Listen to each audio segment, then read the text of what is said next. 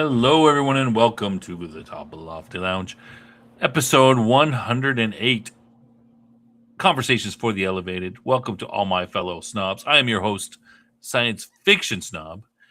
And JT asks, what's on tap tonight? Well, we're doing a Father's Day spectacular.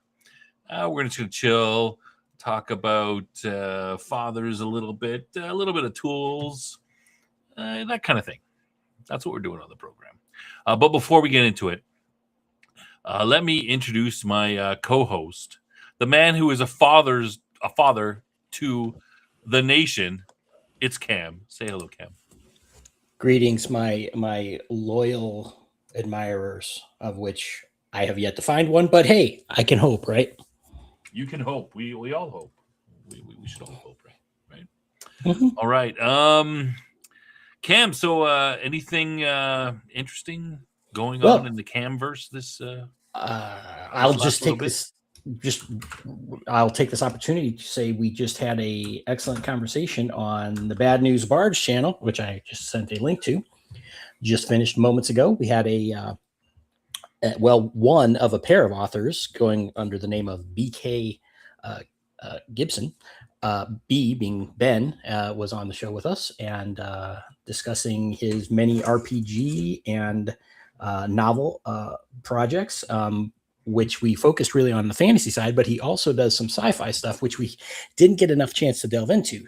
So if you want to go check that out, you can see links to their website and such, and maybe see that, and maybe it's someone we would want to have on this show to talk about. Maybe we should get him on here to talk about sci-fi stuff.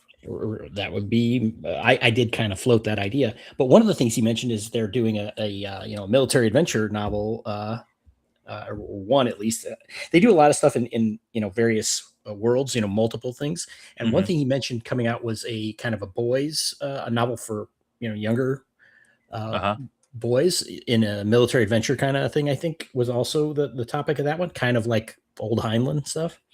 So really? I thought that might be interesting to talk about. That does sound interesting.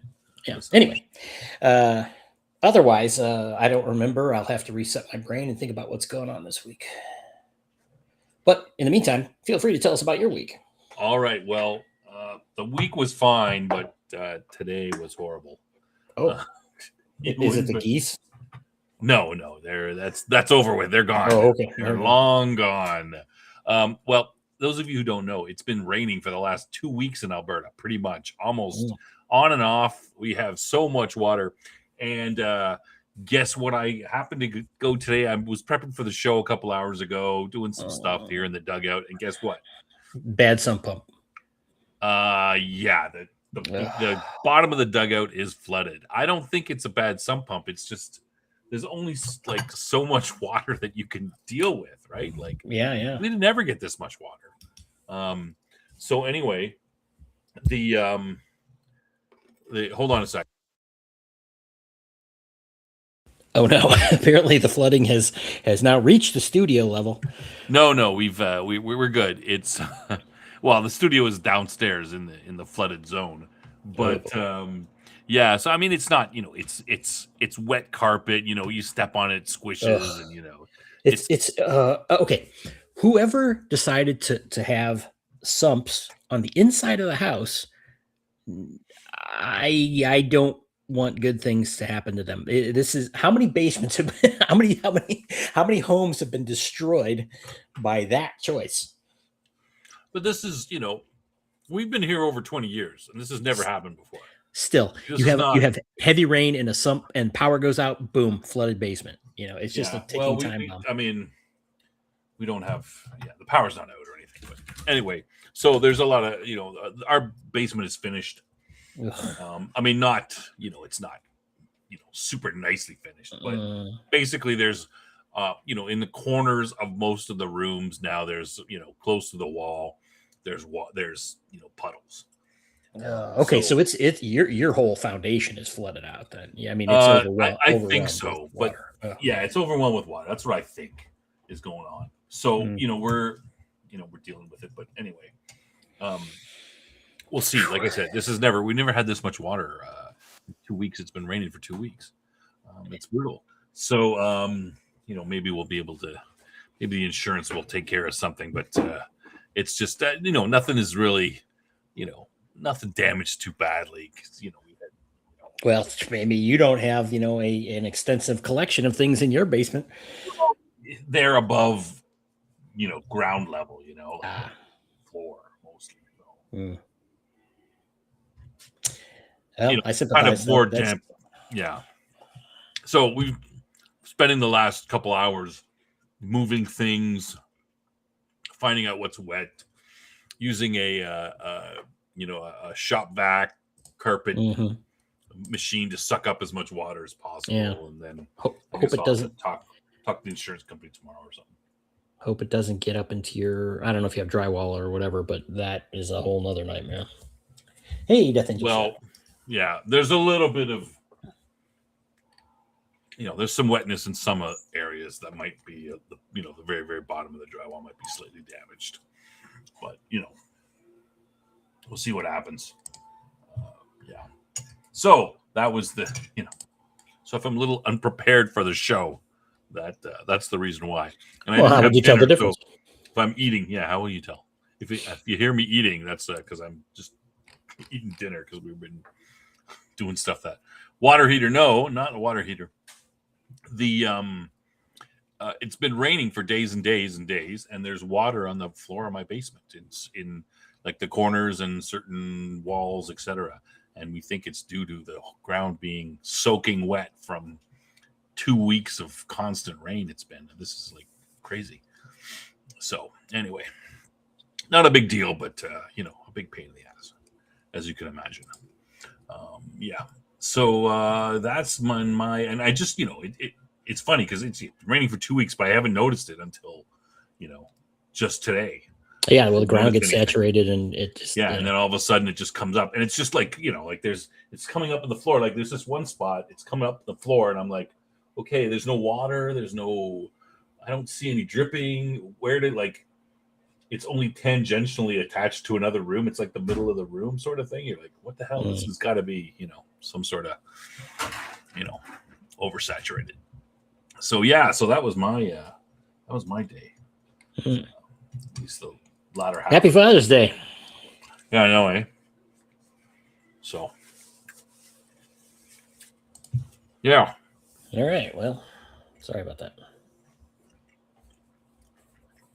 Okay. I don't blame you. It's not your fault. Okay. Well, yeah, it's I'm empathic. I like this. You're very empathic today. Yeah, right. Father's Day. Yep. So let's talk a little bit about Father's Day. Do you you want to share anything for Father's Day? Any story or any? No, I don't. We didn't talk about this before. No, I do have some things that might interest fathers, if that counts. Oh, the tool stuff. Oh yeah, we'll get to that. Okay. So my father passed away about 6 years ago. So it's it's kind of he had a brain tumor years before, and he went under the knife really fast. So they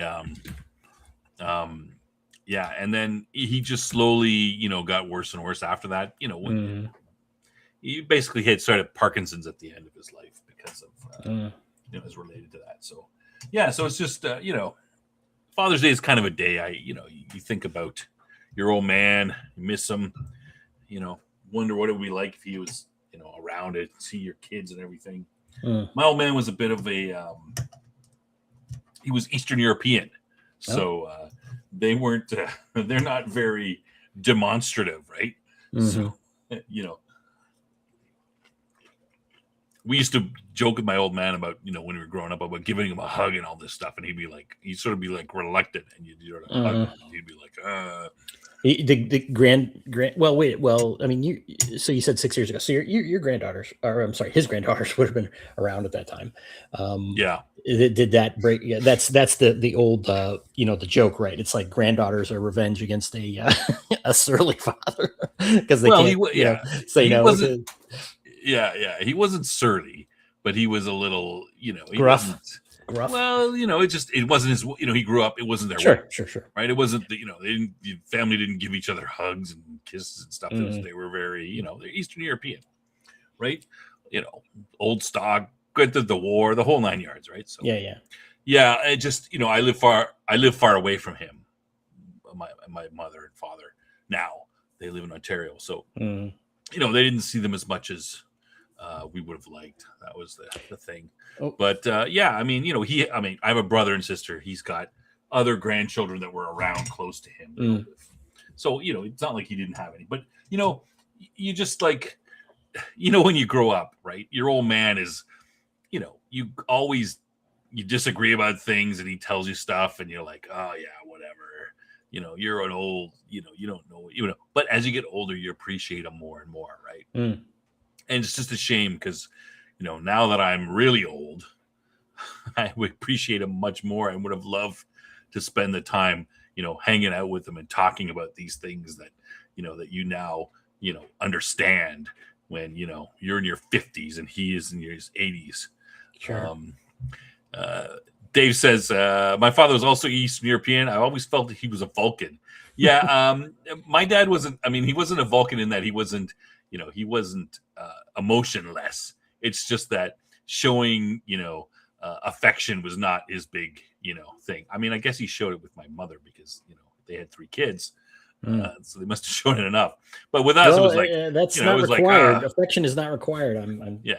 But with us, it was kind of like, oh, all right. And we're like, hey, Dad, give me a hug. He's like, oh, he just, he got better as he got older. But, there's just something they weren't doing. It's just, you're a little bit, he was always seemed a little awkward when we were growing up. My mother's the opposite. So it was kind of a weird thing. But yeah, you miss him. I wish that I could talk about some of the things, now that, being a father is all about and being old. Because my mother's still here and she's fine. So, he potentially could have been as well. But yeah. Well, my father passed away a few years ago as well. And, he was in pretty bad shape. So it was one of those kind of things. It's like, kind of a relief because it's just like, day to day was just miserable, Yeah. So yeah, it happens to everybody, I guess, eventually. So after my father died, my mother said to me that my father, my father admitted to her that he had wished that he had died on the operating table. Understandable, I guess, in some instead ways, of because he was had to go into hospice at the end, like to he couldn't. My mother, she looked after him as long as she could, but she couldn't look after him, near the end. Because she was in her 70s, he's in his 70s. He, and he's just slowly got harder and harder for him. It just and he was he was used to doing things on his own. Independent. It must have just killed him at the end to not be able to, like I could just. He never said it to me or anything, but you could, he was wanted to think he was very independent. He couldn't. You could see that he would be upset about. Yeah, it sucks, but he's still, like I understand that, but like he wouldn't have never got to meet some of his grandchildren if sure because my kids were one of them wasn't born when that happened to him and stuff, so he would have and that's just horrible. Like it's just not right. Well, kind of contrast to that, I know of someone tangentially, I didn't know them personally, that had just died at age 100. This lady, and she was I'm told the story, she was active until like Thursday. She was going to meetings and stuff, for her old lady groups and such. And then the following Monday just died at home, with her kids with her. They said they thought she fell asleep and she just passed quietly. So, I think that's a good way to go. Yeah. Most people, it's not the age that people like. Yeah, Oh, it's they it's want to how live forever. well you It's function. Yep. how well they function afterwards. Nobody, that's what many people seem to say. Yeah. I just wish that my father had been able to share that, with everybody, or with Sure. with me and Well, his it's family and stuff. it's kind of trite or to say, but take the time you got, man. Don't let it. Yeah. What else can you do? Yeah, you never know. All right. On that morbid note, hey, all you fathers out there who are still alive, It's not Happy morbid. It's Father's Day. just reflective. That's all. Sure. Okay. We're just Fair enough. reflecting. I will again empathize with you with that story. Yeah. But I mean, everybody's got the same. It's all. yeah, it does happen to everybody. It's a obviously. common. I'm not suggesting it's different or anything. Just sharing a common feeling about it. Yep. All right. But I will say, yay, fathers out there, you are needed now more than ever, because the world is your enemy, and your strength and resolve is needed. Yeah, and those of you who are not fathers, not with us anymore, we miss you. We wish we had more time with you. All right, do you want to do some? Death Angel Shadow says, my dad was never particularly affectionate. He was a typical American. I think he was the air they grew up in. Yeah, mine the same. He's not very. I mean, I don't. My dad was not super affectionate either, but that doesn't mean he didn't love us. I didn't. He did. He did all the usual stuff with us. He came out and he played hockey with us and coached the teams and did all the stuff. You know what? I'll say one thing. My dad, again, he was not an affectionate guy either. I mean, it was just not. It was probably the era they grew up in. But my dad said one thing. He gave me a few pieces of good advice in life, which turned out to be true. I won't go into that. But one thing I remember him saying, I don't remember if he said it. I think I was just there. Because he lived a Spartan life, right? He liked cars, and working on cars, and he liked racing, for example. And so we did that kind of thing, went to races and such when I was a kid. And I was never really huge on racing, although I talked about that game last week. But the one thing, there were various things that my brother and I, we got interested in. One thing was coin collecting, for example. And so my dad, participated in that or whatever, and other various baseball cards, things like that we were into. And at some point he said to somebody, he was, I don't remember how it was brought up, but that he wasn't interested in things. And he said something along the lines of, I'm interested in the things my kids are interested in. Which me, that was kind of a way of saying he doesn't have these hobbies or interests, but he thought it was his place, his duty to take interest in the things that interested his kids, to be able to participate in some way. And he was, he did for those things, but he, in other ways, he was not like someone who would come out and throw around the ball a lot, kind of thing. That's not, but in that way, he did, and he enabled us to pursue these certain interests, because that's what appealed to us. And instead of being like, oh no, this is what I like, do the thing I like, so that was, I have to highlight that as an admirable trait. Yeah, my dad wasn't like that at all. Actually, I think he was kind of the opposite.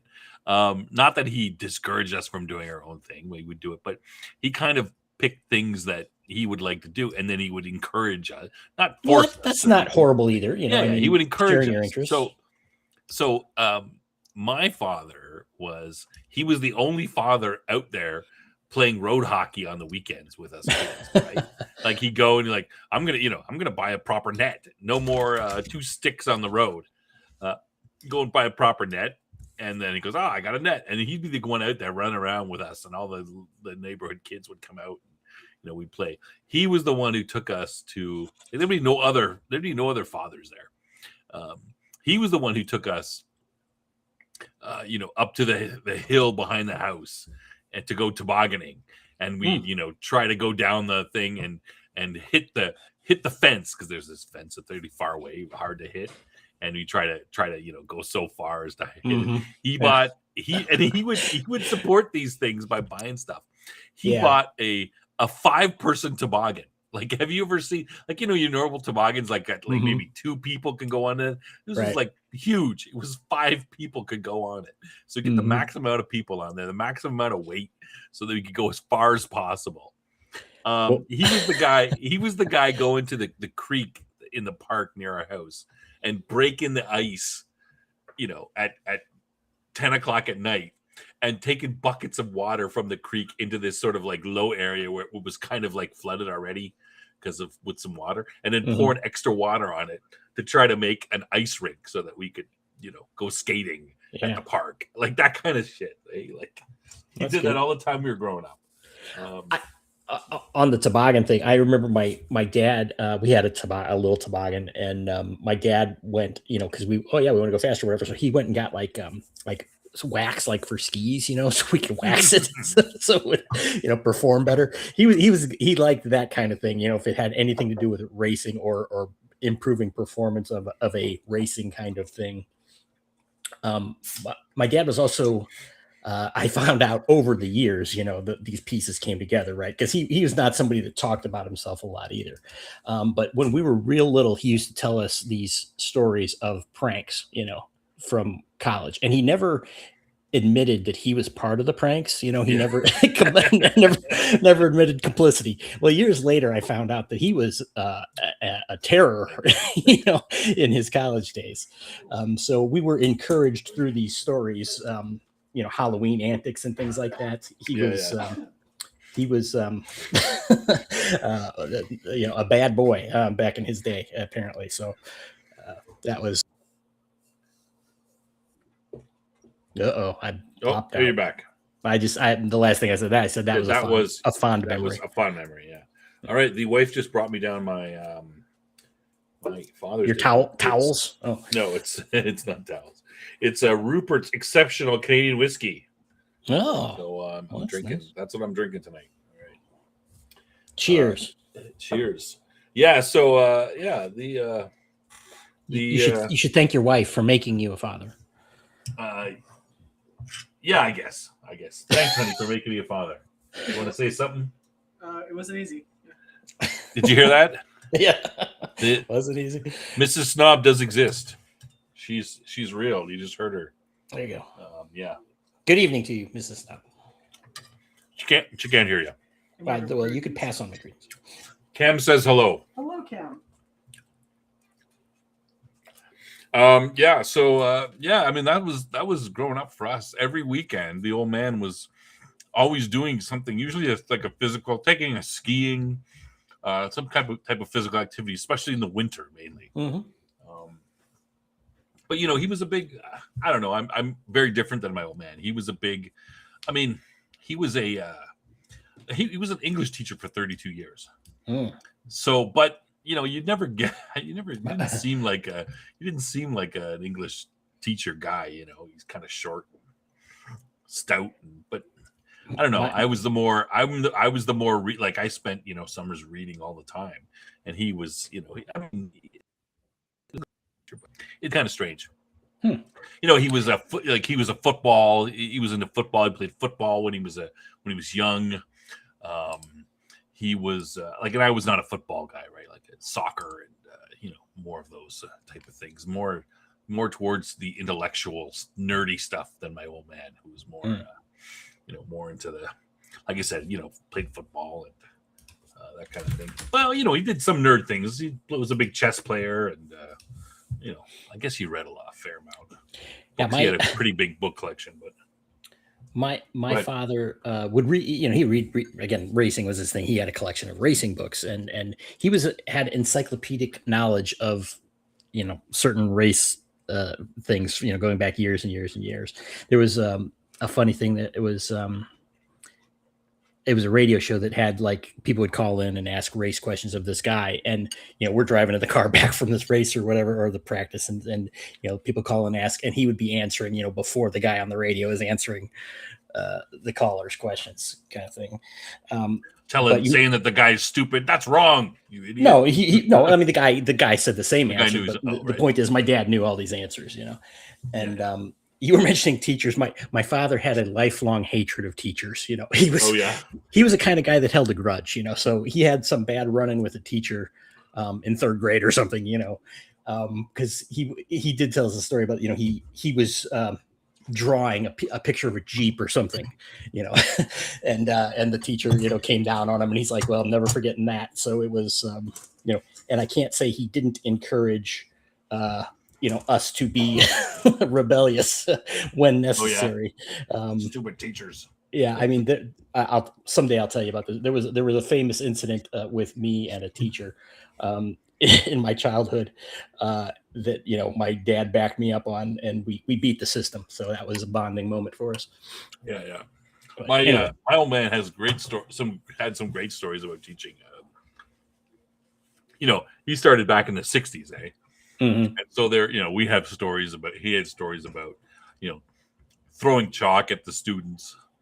Oh yeah, I've witnessed that myself. Yeah.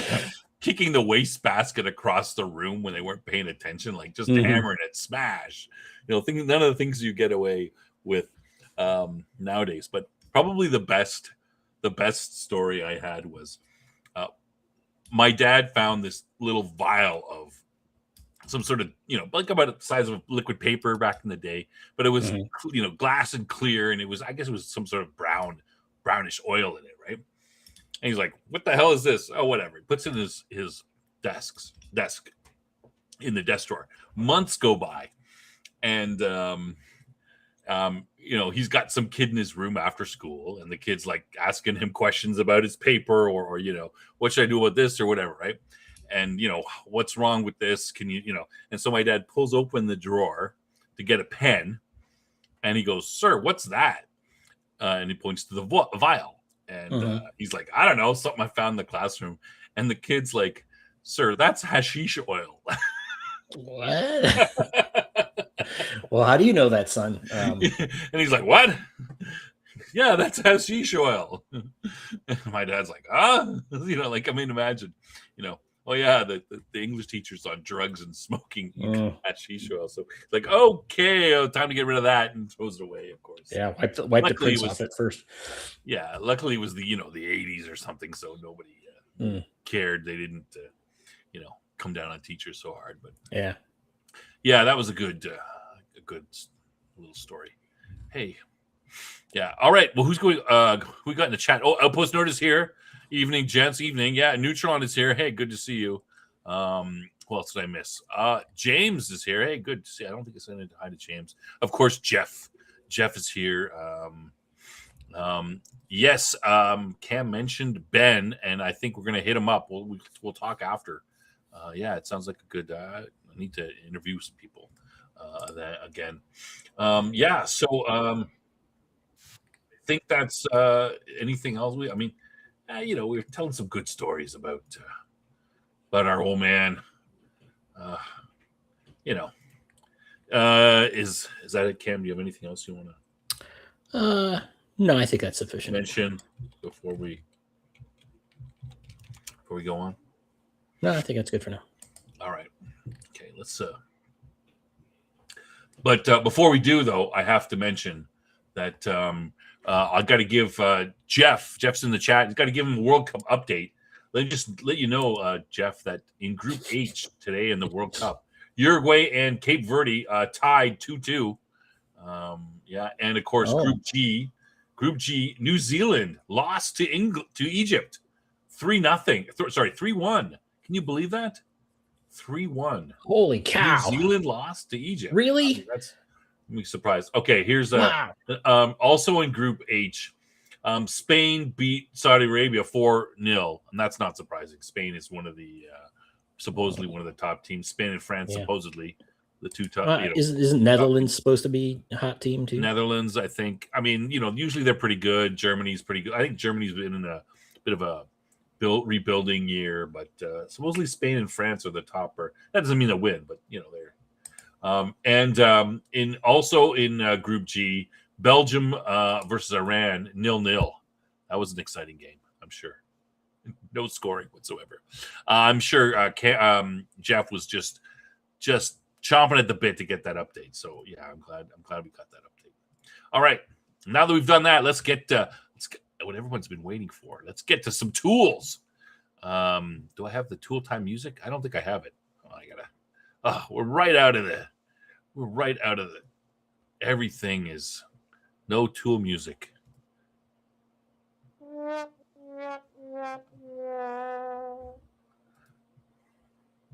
This is some bullshit. We'll get that tool music sorted out for next time, I guess. So Cam, tool time. What do we have today for tools?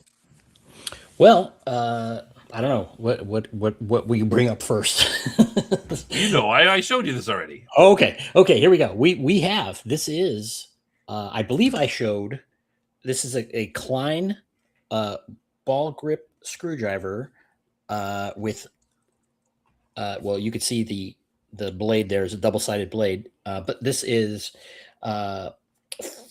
it was a big splash a while back for this design.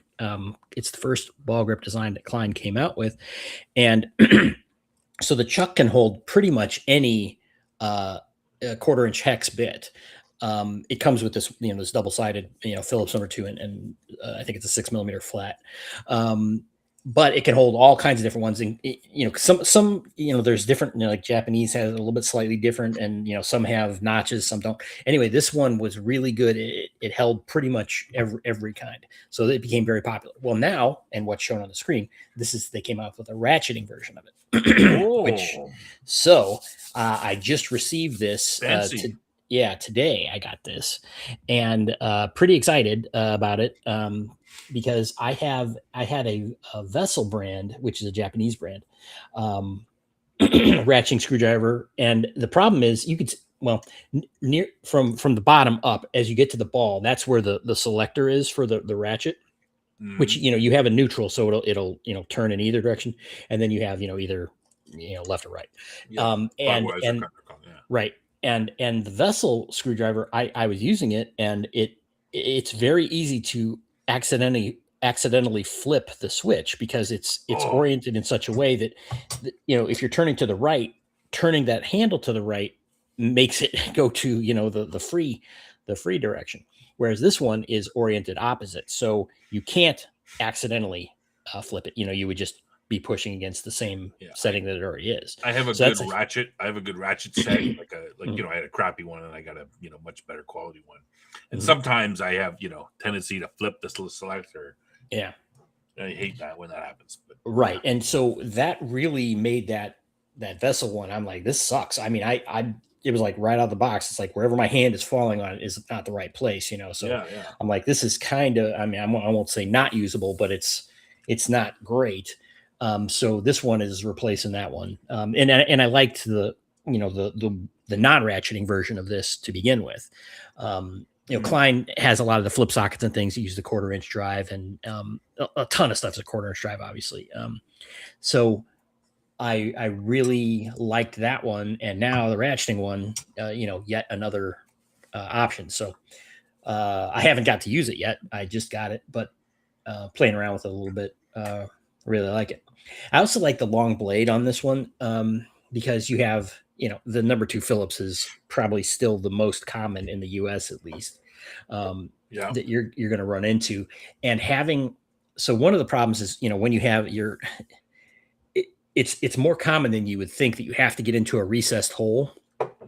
And like that Vessel one I was talking about, it has the receptacle, it's for a hat, an inch bit, and it, I was bottoming it out on that I was at, trying to do a repair somewhere, and I was like in a thermostat or something, and I was bottoming out. And it's like having this one that has the extended bit is very nice. So I don't have to carry a specific longer bit for a number 2, although I probably would anyway. So that's a nice little feature there. but this one works great. I've got, like a long extension, a long locking extension. So, and this, the bits lock into this one very nicely as well. So it's locked here, and the bit on the end would also be locked. So no chance of losing it. If you're in a deep recessed hole or something. So this is going to be a primary driver for me. And there you could see it with the, the bit in place, the reversible bit. Yeah, it looks very nice. Yeah, it is. And it's makes a great Father's Day gift. It does. But I guess that's a little late now. But this one is about $30 on Amazon, the list price. Oh, that's not bad. Yeah. And the regular, that's for that with only one bit though, right? Like, well, two different drivers. You get the flat just the one blade. Right. But you can, the finding other, short bits or extension bits. I'm sorry. Magnetic holders for bits is very easy. You can get those. They're a dime a dozen anywhere. So they all plug into here pretty well. And the standard one without ratcheting is very similar. The locking mechanism and everything is the same. The back is a different kind of plastic, whereas this is the ratcheting was the classic acetate. And the other one is about $17 for the non-ratcheting and about $30 for the ratcheting. So either option, highly recommended. All right, good. Dave is happy for tool time, at least. Yes, everyone's happy. Let me see. You have the. All right, let me put the. I don't know. We do this for these guys. They ignore my letters when we ask them to sponsor us, but no kidding. There is the link to that's on Amazon. That's right. On Amazon. Not even an affiliate link for us. My God. I know. If you're interested, checking it out. Yeah. There's the tool right there. All right, should we move on? Well, there we go. Oh, you popped in and out. All right, you're good. Okay. You want to move on to the next? Only one more tool, but let's. Yep. All right. What do you got here? America. Yeah, this is the special 250th. What is it called? Semi-quincentennial version from Swiss Army or from Victorinox. This is the Pioneer X model, which is it has the aluminum scales that you can see there, and you can see obviously the USA motif. This one has the large blade, an inline awl, the standard opener layer, which is the can opener screwdriver combo and the bottle opener screwdriver combo, and also the very excellent Victorinox scissors. No backside tools on the A-locks, but pretty popular model in general. And yes, on the backside there, you can see the inscribed in the what do you call it? I guess the inscription panel says America's 250th. So I indulged. It's got the wavy flags for the 3D effect there. Yep. So yeah, it was like I don't need another Pioneer X. I have several of them, and I don't use it as a daily carry because I like the one with a little bit more dense tools. But it is a nice model, and this is kind of a unique look to it. So I thought I'd splurge. So you picked it up mainly for the. I mean, it's a useful tool, but mainly the 250. Kind of yeah, this is going to be a safe queen. This one will never see action. I have other standard models of the same design. So this is just a purely collector's model. Yeah. Right on. Okay. All right. That's the tools for today. We'll have more tool time for you as Cam gets more tools. I have been slacking on that. We talked about my EDC toolkit that I was going to do some stuff, and we had a debate on the format for that. And that's kind of thrown me off, but we can revisit that at some other point. Oh, you know what? Here's another thing. It's like I'm mocked by this. Okay, people are probably familiar with Snap-on tools, right? They are very bougie, as the kids say. I've heard on them. Yeah. What does that mean? When something's bougie, what does that mean? I don't even know. It's like snooty, fancy, expensive. It's not a term I normally use, but that's what gotta go with kids. Anyway, it's Snobbish would be the word. snobbish. Yeah, there you go. So the Snap-on tools, which I have highlighted, I think that I have a number of a small number of Snap-on tools, but I've been wanting to. I've never been on the tool. Their marketing or the way that they do things is they have dealers, that have trucks. Oh, I see we're losing viewers here. So maybe we should move on from this pretty quick. Thank you, Dave. I'm glad that someone enjoys the tool segment. But it's like I've been wanting to get on one of the trucks and maybe just splurge on something, and it's like I'm a near miss on them. It's like I was leaving a Dunkin' Donuts the other day, and literally I'm driving out, and a Snap-on tool truck is pulling in. It's like,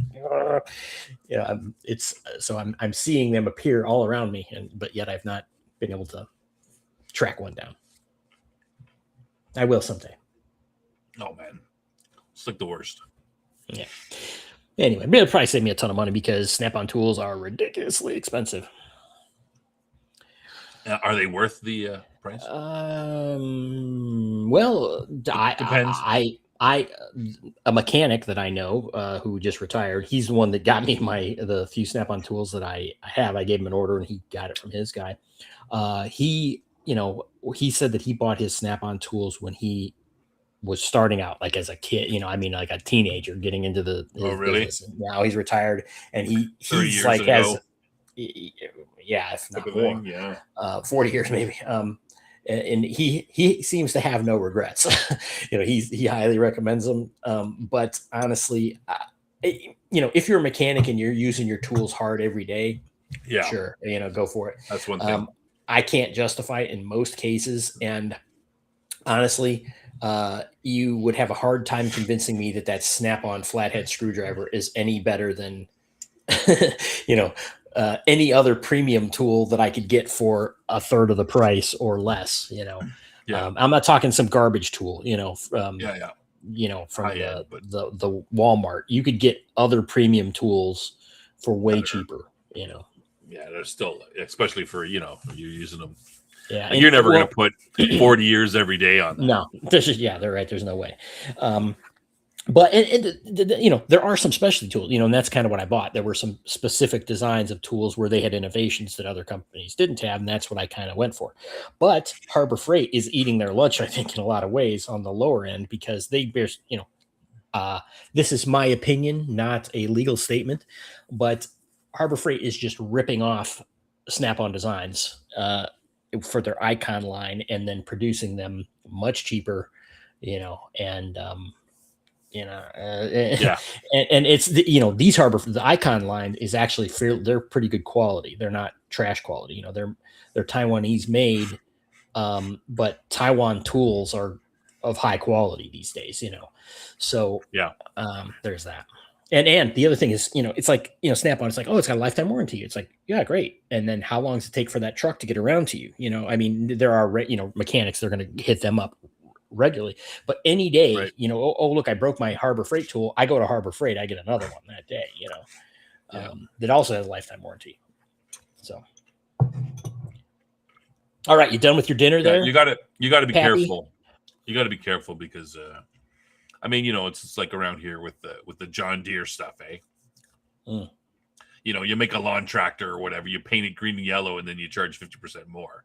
Is it really 50% better? No, it's just, it's a Deere. We can charge more. Okay. Well, not to mention many brands have just been bought out by Chinese companies anyway, and it's like, lately, eh? Yeah. So. Yeah. Beware. So, buyer beware. All right. End of tool segment. All right. Good. Cam will revisit his part 2 and 3 of that. I got to say, like, I'm good with what, if he doesn't do it, it's all on him, man. I'm good with whatever he wants to do when it comes to tools. However he wants. Okay, so I should ignore our discussion and your preferences and just say, hey, here's my tool segment. All the discussion, I can't remember. Well, it was in regards to, I wanted to do it kind of more piecemeal because I was, I wanted to do shorter segments and you were leaning towards doing a more, a longer segment. And I'm not sure that's, I prefer the shorter segment. I think it'd be easier for me to do and also not bury the show on Sci-Fi in Tool stuff. It's not a dedicated Tool show, so I'd like to keep it a little shorter. All right. Well, then from now on, we go with what I don't remember saying that I was the other way, but I will say publicly now, we'll go with the shorter then. I'm good with that. However you want to do it. I'm good. All right. All right. So we have it on record. The audience knows they can hold me to that.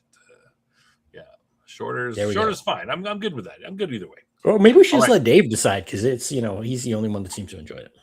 Well, he is a big fan. What does Dave think? Dave, what do you think? Shorter or longer? Say shorter, because Cam wants shorter. So let's just make it easy. Okay.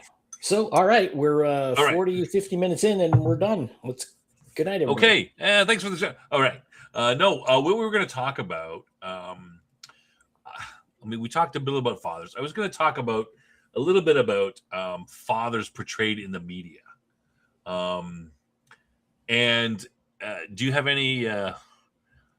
he says, okay, let's just, before we go into that, come for snobs rambling, but keep coming back with Cam's tool time and his Cam rants. Yes.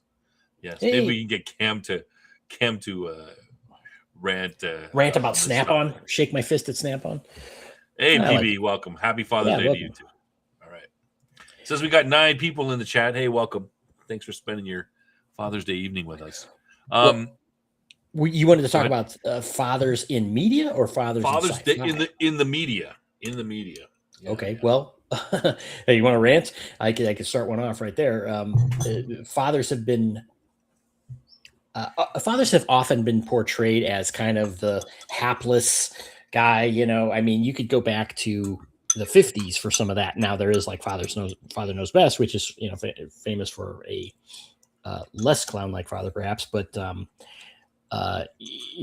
Phil Harris and Alice Faye, which is an offshoot of Jack Benny, it's like he's the idiot, right? The dad is the idiot character, all the way up through Homer Simpson, Peter Griffin, and all that. And then, so that's not unknown.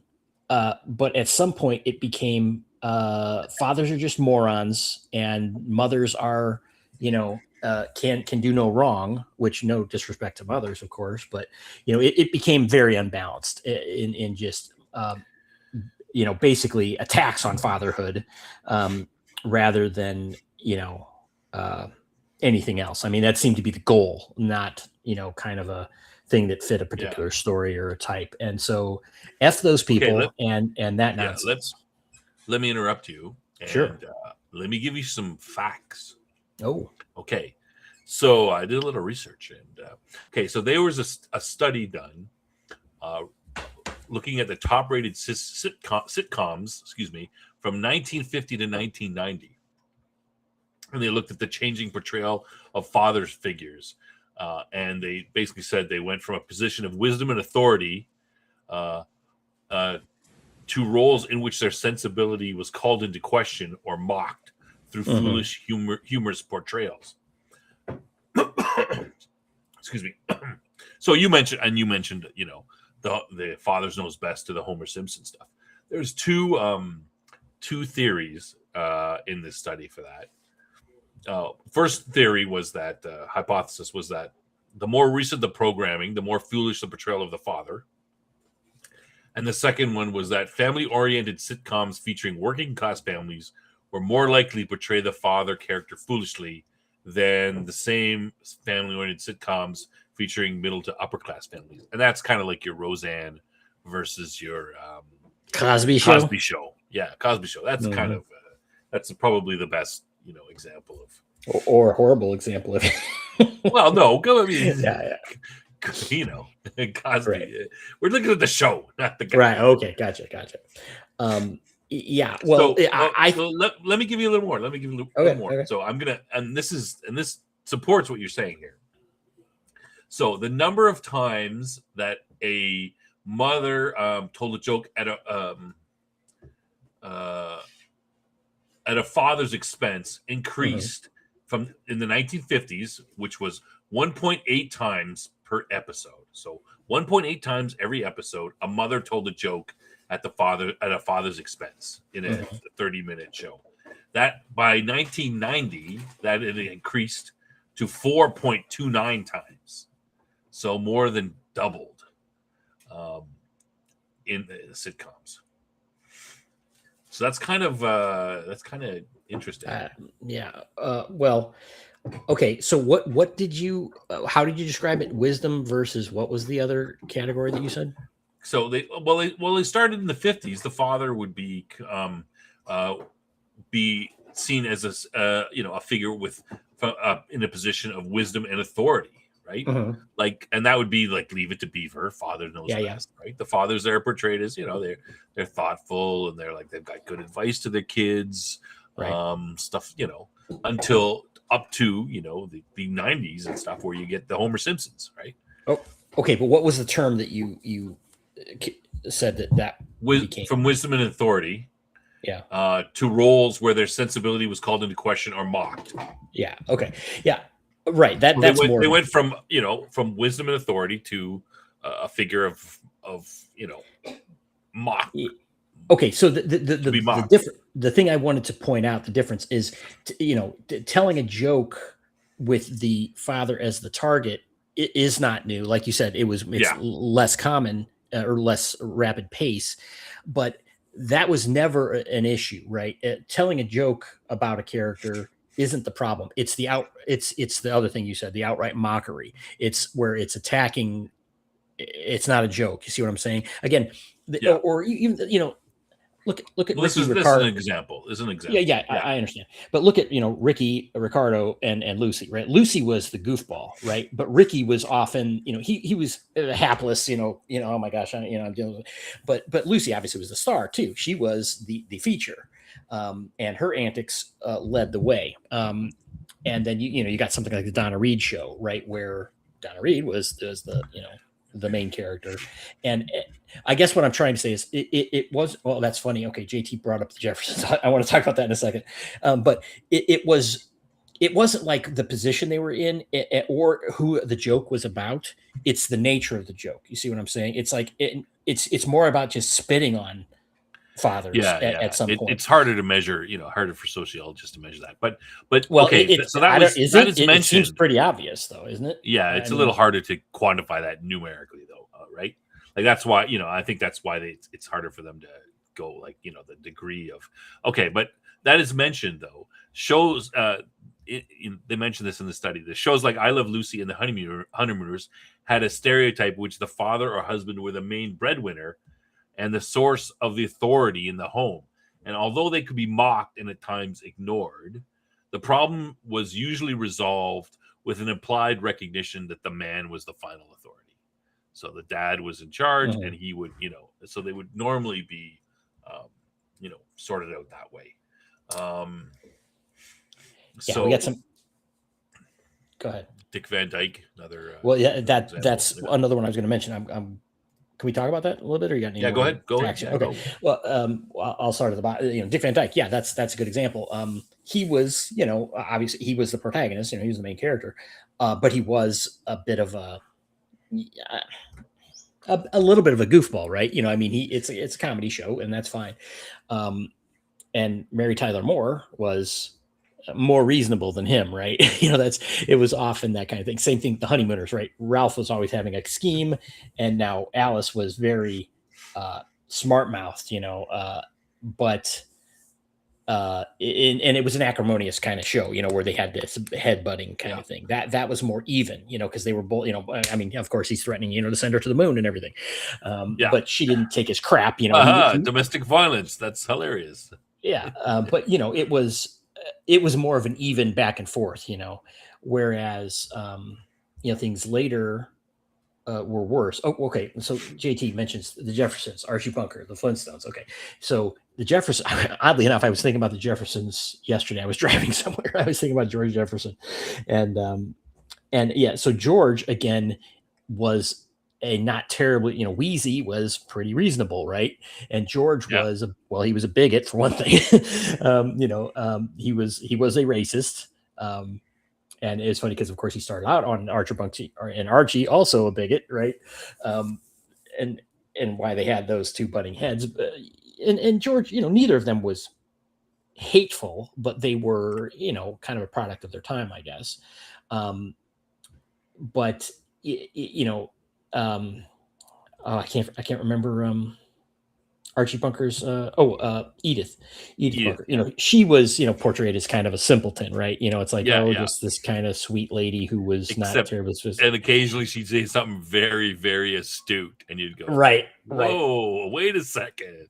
right. Oh, what? Wait, what? Right, and Archie was kind of an idiot, right? You know, I mean, that was you know, a send up of blue collar, uh, you know, New Yorker. Yeah. Well, it's funny because I watch that show now and I laugh at you know, Meathead is supposed to be the smart one, and you know, Yeah, setting the, and you're just like, oh, Archie was right on everything. well, yeah, I mean, most things. right. Oh yeah, Florence, right? Florence, you know, the maid for the Jeffersons was, you know, she would take George to task, you know, all the time as well, you know, smarting off at them. PB says Alice was a shrew. Yeah, Alice was pretty mouthy, you know, herself. She, yeah. Yeah. Okay, so these are all interesting things. Let's see. Did I forget anybody's mentions in there? Remember Children's Okay, Race and so Downfall. Okay. listen, yeah, let me okay, so talking about the butt of the joke sort of thing that you were kind of well, you sort of mentioned. Mhm. They this study had they set up a new scale. They called it the foolishness of portrayal scale. Now, I don't know the details of how that works, but they looked at the difference between upper class, working class versus upper class Mhm. fathers. Yeah. And working class fathers were regarded as the butt of the jokes about twice as much.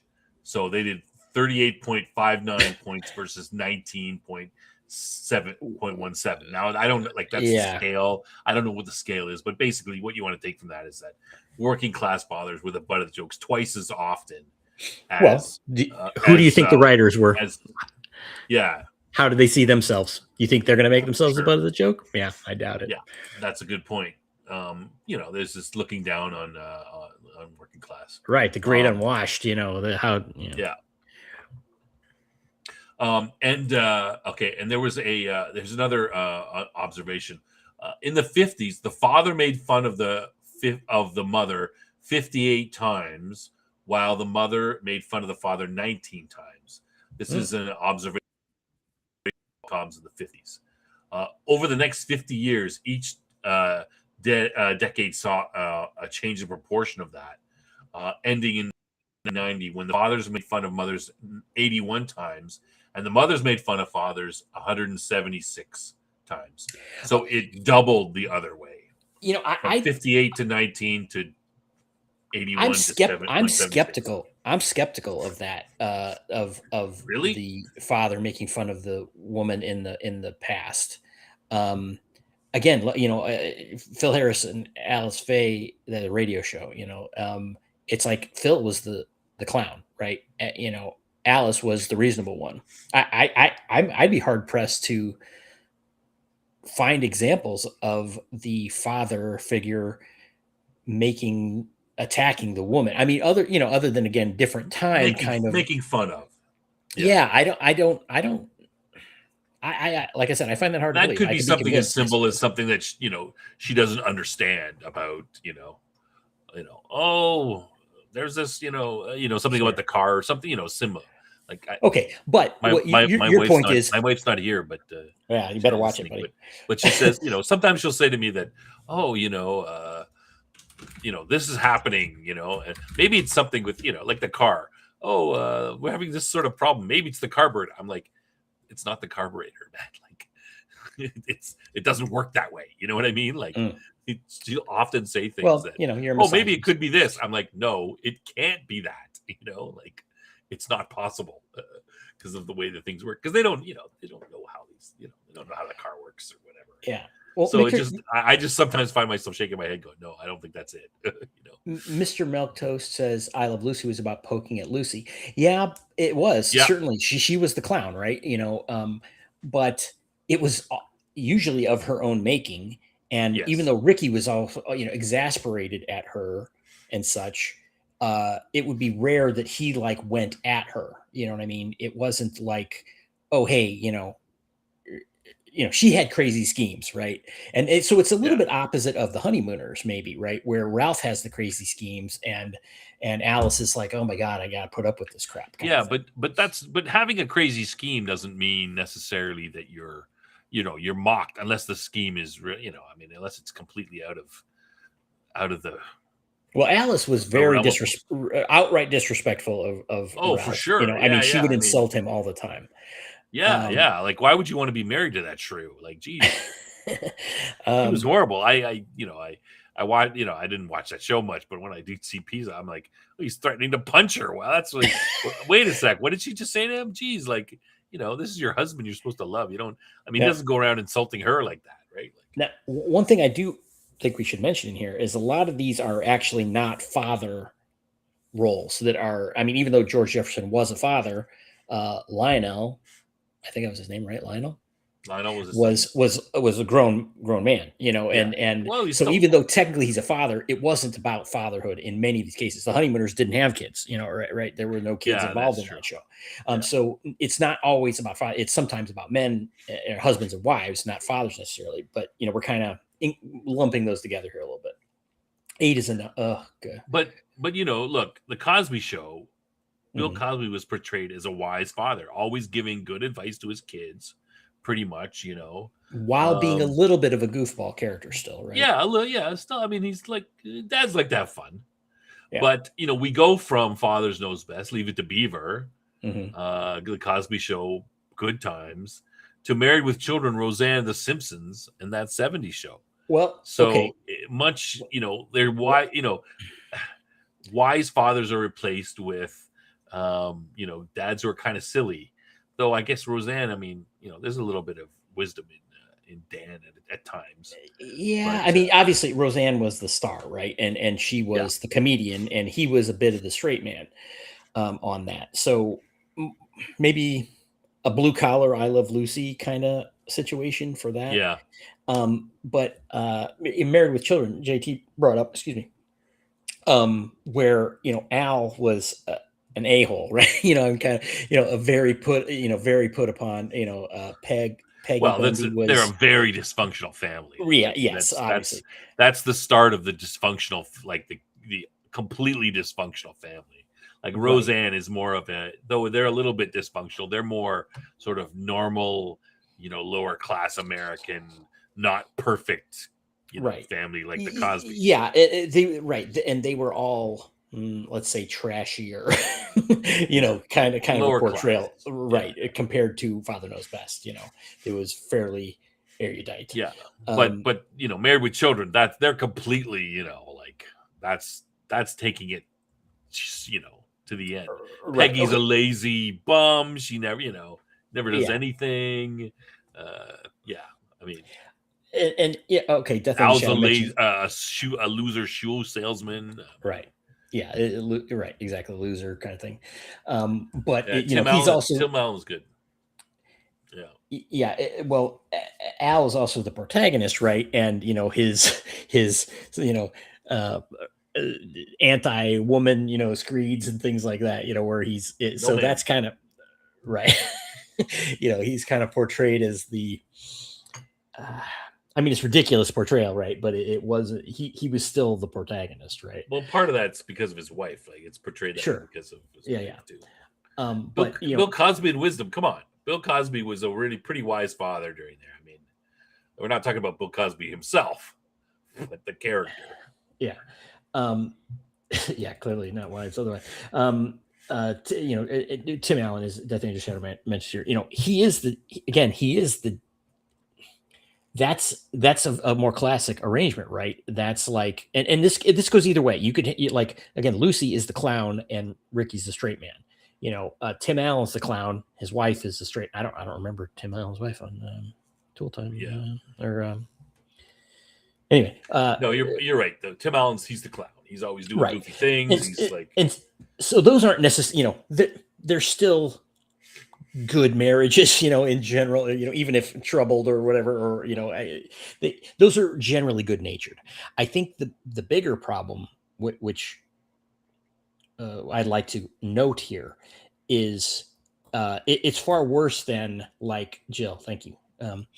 That it just making fun of or being the butt of the joke or being the straight man to the clown, whatever that arrangement is, it got way worse. And a good example of this is Buffy the Vampire Slayer, a show which I know many people don't like. I loved at the beginning and hated by the end, but um, it was famous for, it's like, is there a father on the show that isn't an absolute villain? I mean, it's like, and if you start out with one, they become a villain by the end. I mean, Buffy's dad, for example, her parents were divorced, right? And her dad was kind of nominally positive. It's like, and then by the end, he's a villain. Essentially. I mean, it just goes on and on and on. Because Joss has daddy issues, clearly. Some sort.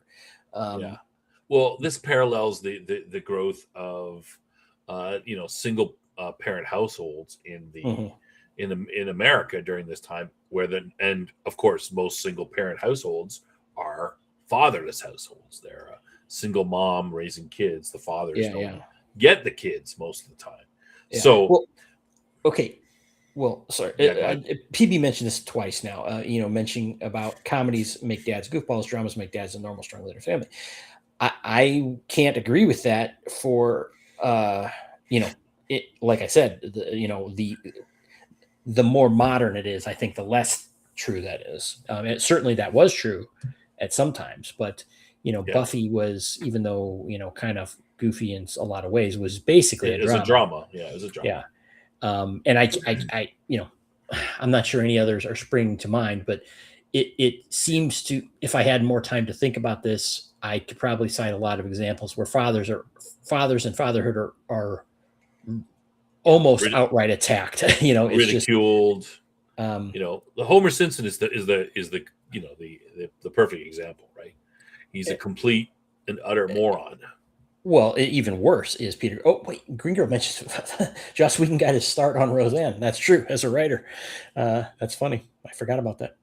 But yeah. Homer started out as kind of a lovable idiot, because he's a moron, right? I mean, he's plain stupid. But usually it's, but he still cares about his family to some degree when the chips are down. He cares about them for sure. Right. But I think it got worse and worse. And the show also started out, The Simpsons was more about Bart is a bad boy and became more Homer's a moron. They realized early that Bart wasn't as funny as Homer. Right. So they Bart was very one note, They pivoted towards Homer. Right. That was what, the audience, but the goofball dad.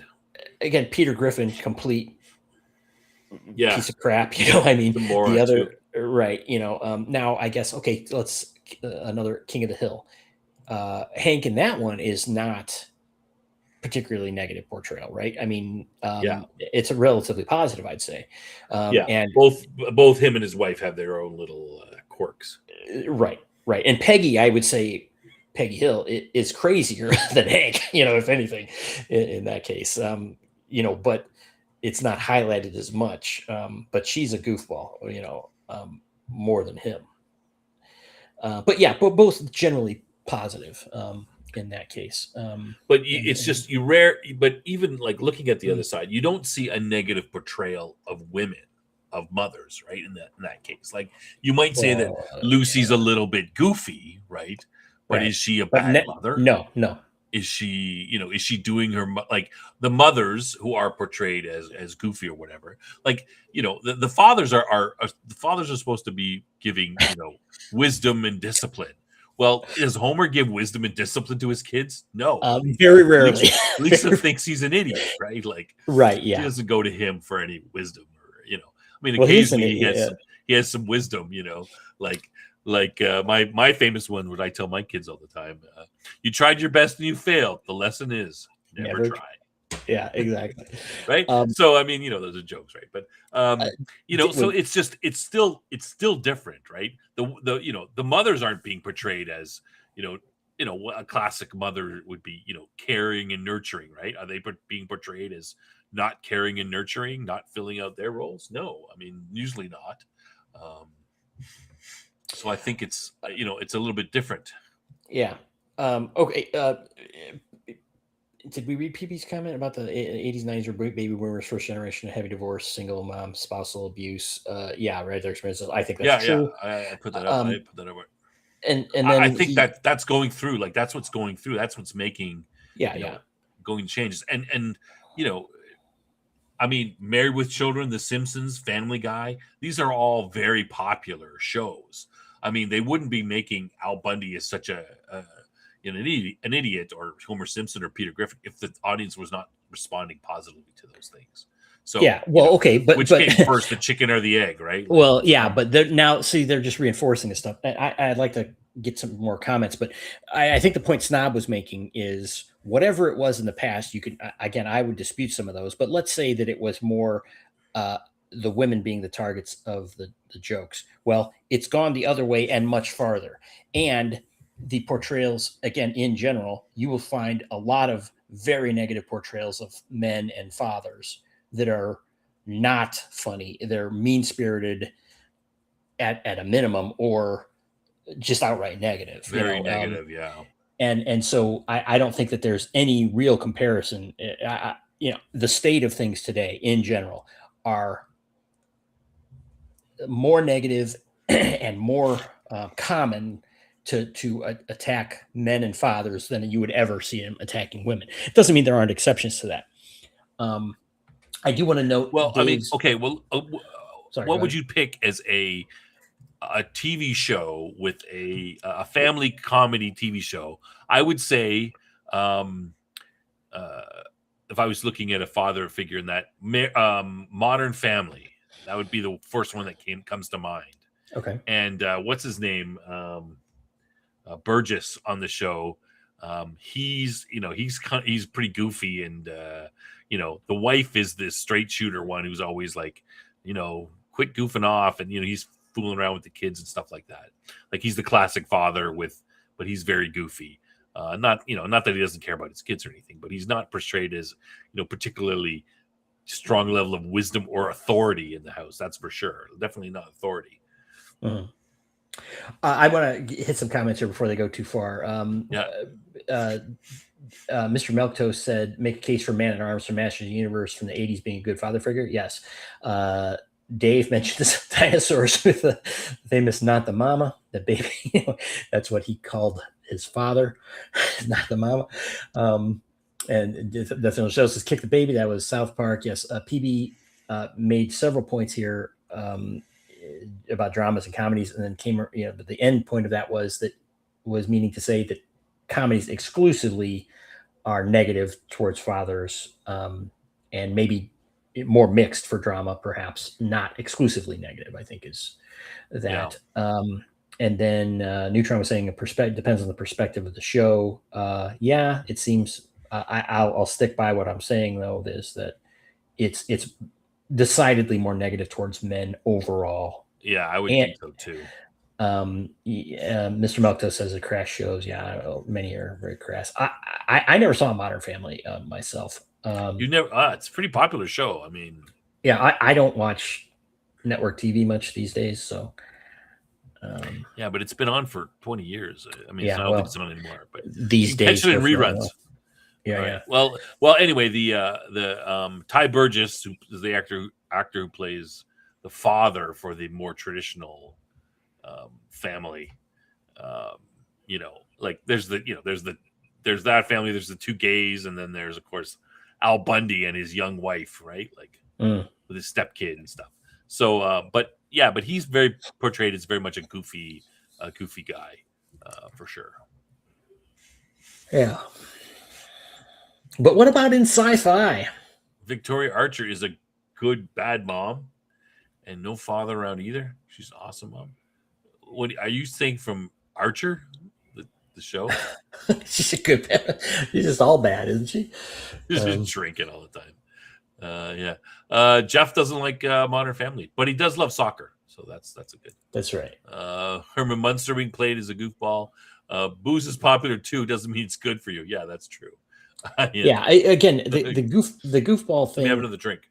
That's not fine. But so if you want to hear my rant restated here, I think that Hollywood, big surprise, has attacked fathers, and portrayed them as either incompetent or evil. That's okay. Death Angel Shadow, you're killing me because I was going to mention that and I forgot. Adama on Battlestar Galactica. Here, okay, so we can talk about the sci-fi thing next, I suppose. Yeah, go ahead. I just meant to talk about it in general because. Okay, well, it's funny because I was going to mention Adama as being was very much the wise father figure in the original Battlestar Galactica. Almost to a fault. It's like the story was basically, these idiot politicians, and Adama is the wise leader who sets them straight, kind of thing. And that kind of carried over to the more modern one. Adama flawed, such, but resolve, certainly had extremely strong resolve and a belief system that he, followed. And see, okay, Adama, is Apollo's father and was Serena's father also. But Colonel Ty, I don't think Colonel Ty was Boomer's dad. I have to double check that. In the new one, in the 70s. In the 70s. I don't think so. I don't remember that either. But let's find out. Okay, go ahead. Talk about. While you're looking into that, Jeff says he loves soccer. It's a great game. All right, great, good on you, Jeff. I'm glad you like soccer. Yeah, Gomez Adams wasn't. Happy Goof. Yeah, I don't remember Colonel Ty being Boomer's dad. I don't think so either. Just because they're both black. That's right. That's not. I don't think that. And of course, Colonel Ty in the new version wasn't. Fake news, Jeff. Fake news. Yeah. So, we just talking about. Incidentally, Boomer in the original series was my favorite character. Oh, really? Mm-hmm. Didn't like Starbuck? No, I didn't like Starbuck. I didn't like Starbuck at all. I liked Apollo also, but Starbuck did not like. Changing the subject, but this is kind of, who I hated on the show? The Fonz. I hated the Fonz. Okay, that came up the other day for me too. What a jerk. He's a jerk. Why is everybody snapping his fingers? All these people are doing this. What's so great about him?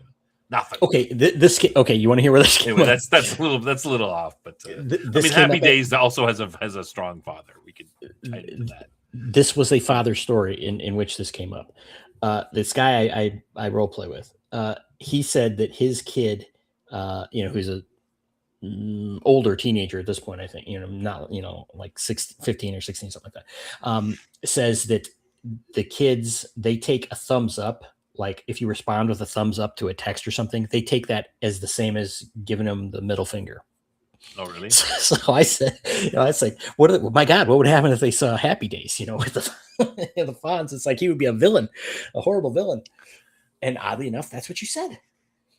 Well, you know what? My daughter gives me the thumbs up all the time, and like it's like a shorthand for her. Instead of saying yes to me, she's like, maybe doesn't say anything, gives me a thumb up, and I'm like, I hate it because I think you should talk to your dad. Like, okay, so you just say yes. You have the same attitude as American teenagers. Yes. But she's giving that's an interesting juxtaposition. She's giving me the finger. She should be like, "What do you mean? Give me the thumbs up." Are you ready to go? She'll give me thumbs up. I'm like, "No, speak." You're not deaf. Okay, that's very interesting. But just to follow up on here, put a one in the chat if you hate the Fonz. No, Death Angel Shadow. You should argue this as strongly as you did that D&D video game thing. You just insist that Boomer is Colonel Ty's son. One in the chat if you hate the Fonz as much as me. PB says Starbuck is my favorite cam, but I really liked Serena Sheba and Jane Seymour character. Yeah, Jane Seymour character. Great. Yeah, of course. Because Jane Seymour. Yeah, kids can be moody. No, she's not that moody. Just give a thumbs really up. Going, F you, pops. Yeah, just say yes. I mean, what's the problem? Thumbs up. That's not a one. Okay, everybody likes the fonts. Damn it. Death Angel Shadows flipping you the bird 7 times. I guess so. That's what he's doing. Anyway, yeah, the fonts. Okay, look. Don't be mad at me. I like soccer too. I thought the Fonz was cool as a kid. It was like, oh, the Fonz. I think I had a Fonz poster as a kid. I hated him. I'm like, why are everybody? You always say? Why is everybody doing this? What he says all the time? What's so great about him? Oh, you're so cool. Oh, well, he's a jerk, man. All these people are bowing down to him like he's God. Argue with it as much as you like. He snapped his fingers and the chick showed up. Yeah, how come the chick show up for he just snaps his fingers? What's so great? He's short, man. Come on. I don't know, because Richie was a ginger. Okay, well, I can see that. Nobody likes a ginger. They have no soul, but come on. Anyway. It was a thing back in the days. Yeah, that's another thing. I was discussing this. So says I have Fonz envy. Maybe. So when did Happy Days start? I think in the mid 70s kind of thing, maybe 1976, 77. Something like that. Yeah. Okay, so I was talking about this the other day. Jeff says everybody likes soccer. Yeah, it says 1974 to 1984. Okay, so 1974. So it was really portraying events that were like not even 20 years. Yeah, in the past, be the 50s, right? Well, yeah, but probably the later 50s, right? And so it was a show about 20 years. So if they were to do that show today, it would be portraying 2006. Oh. That's painful, isn't it? No cell phones. Do we even care what happened in 2006? Nobody cares. Do they? I'm saying in the 70s, to me, I was a young child.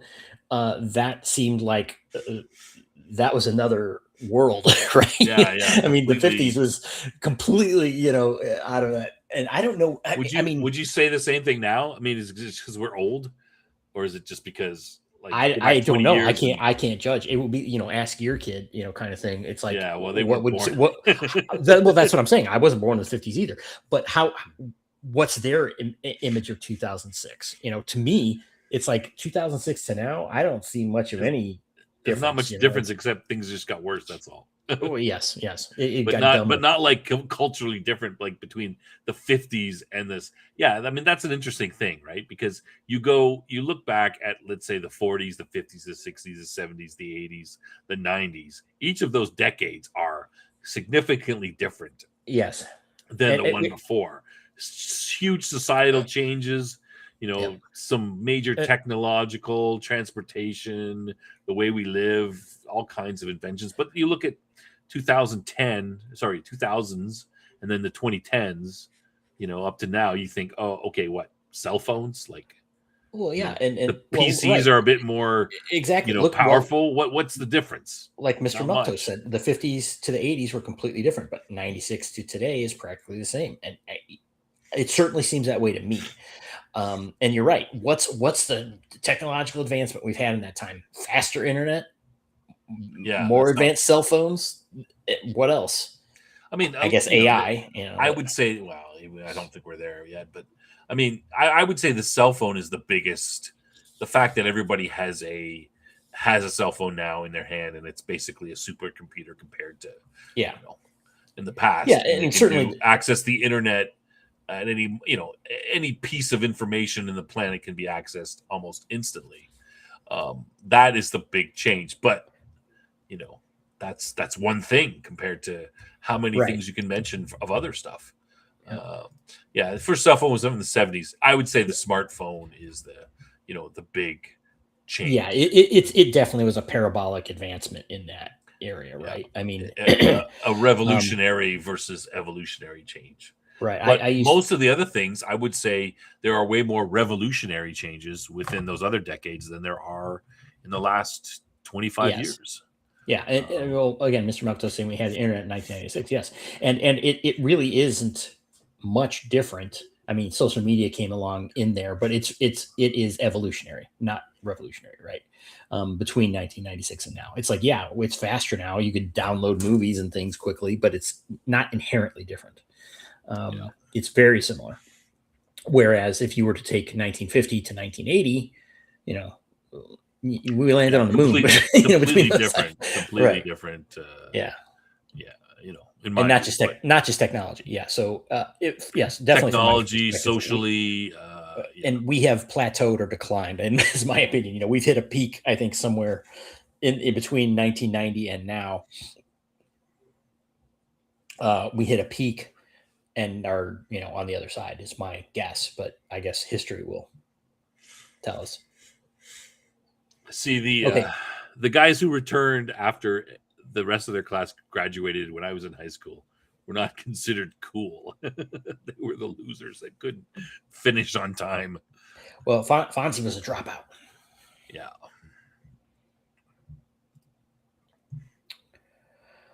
Anyway, okay. So so we did talk about Battlestar Galactica father figure.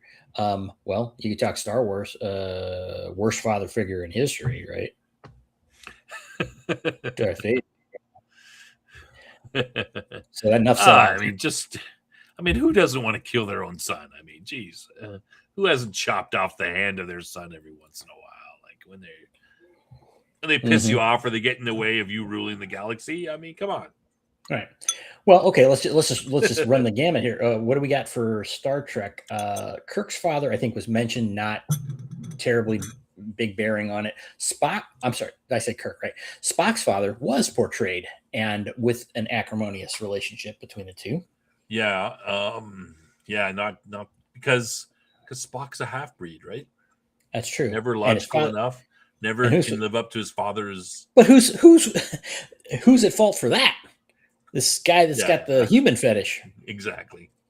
He has a type, clearly. Yeah. I mean, Spock's the classic, guy trying to, be better than his, live up to his father in his father's shadow. I mean, his father's an ambassador, all these important things, right?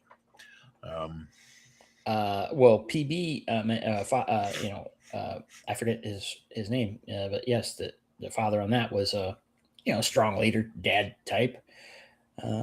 That's pretty positive. Death Angel Shadow says Vader didn't want to kill him. Well, he tried to kill him before he knew about him, I guess. And then he did, like, oh no, we can turn him, and that was really about using him as a tool to overthrow the Emperor. Yeah. I mean, the Emperor wants to turn him and then have him take Vader's place. This father and son. And of course, Vader wants to use Luke to kill the Emperor and him become the big cheese with Luke, his apprentice. So I don't know about that. Spock was an absentee dad? Did Spock have a kid? What about Kirk being an absentee dad? Yeah, we found out about that in Generations, right? No. Star Trek 2. In Star Trek 2. Star Trek 2. Well, yeah, but that was explicitly stated. That was her. She enforced hid that from him. Yeah. Well, she didn't hide it. He knew about it, but she was like, "Get out!" Don't. Oh. She said she didn't want him in his life. Yeah, but be a man. She don't need no man. That. Yeah, just because she says that, And look what happened. Look what happened. Yeah, he gets killed. That's right. That's right. It's his mom's fault. Sarek was against his son. Spock's dad was an alien that doesn't count. Sarek wasn't against his son. He wanted him to be a scientist on Vulcan. His mother and had told Kirk Sarek was proud of his son, but he couldn't say it. Right. There's a whole issue there with the Vulcan nonsense, but yeah. Okay. Savick was pregnant in the outtake. Oh, yeah, I remember something about that. Didn't Spock have a kid on the Indian planet or something? I don't know about that one. Well, who knows about it? Okay, anyway, what else we got? Okay, well, this is one that popped into my head. Remember, most of these sci-fi TV shows are dramas, though. They're not they're not comedies as much. Unless you want to go something like the Jetsons. Okay. But I think the Jetsons are basically just the Flintstones in space. Right. And so, of course, Fred is kind of portrayed as a... Incidentally, I think George Jetson's, 10 years old now or something like that? We should go see if we can find him. Yeah. Kill him before... Okay. Sorry. Okay, there's another example that popped into my mind, and that is old Johnny Rico's dad, who did kind of have important role in Starship Troopers. He was originally a kind of someone to rebel against, screw you, Dad, you're not going to tell me kind of thing. And by the end, he ended up following in his son's path. Yeah. Which of course was, the path of the book, that the author's path. But he went from being, a antagonist essentially to a believer, as it were. Well, remember his wife is killed. That's true. She was right. murdered. Johnny thinks that both his parents are killed, but it's only his mother. His mother's at home, and then go ahead. And that is because of the the effect of the war, and this is a species ending type conflict, right? His father, like before then, people join. There's no real wars going on. There's the occasional police action, brush fire. The Marines are sent in. There's some colony that's unruly somewhere. So that you can see action before the bug war, but it's not like you join the military, you expect to fight a war, right? Like it's kind of peacetime-ish, right? So with the in this case the bugs have attacked, they've destroyed Buenos Aires, so his father's much more motivated to join. I mean, it makes much more sense. It's like I said, this is species ending type thing. It's the World War II scenario, right?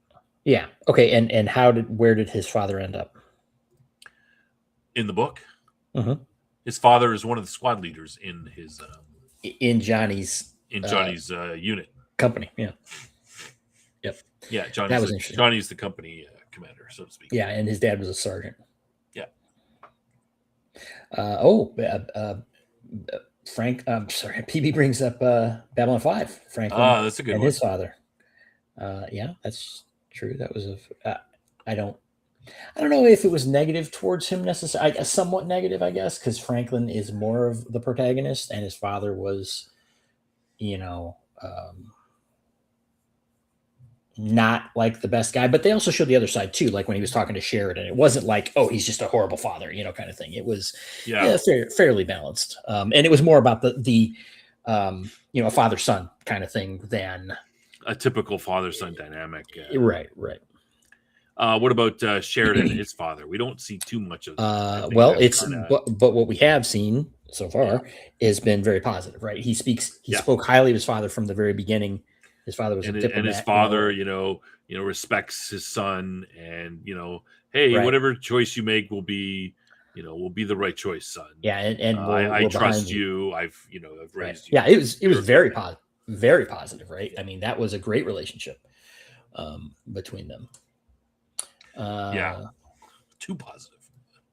PB's talking about Stargate. Can't speak to it. Never seen it, but I'm sure that's true. Colonel Carter. That's the Major Carter, the female number 2 to what's his name? I mean, she becomes a colonel eventually, right? But yeah, she's like the number 2. She has a good Amanda Carter. I think it's Amanda Carter. She has a good relationship with her father.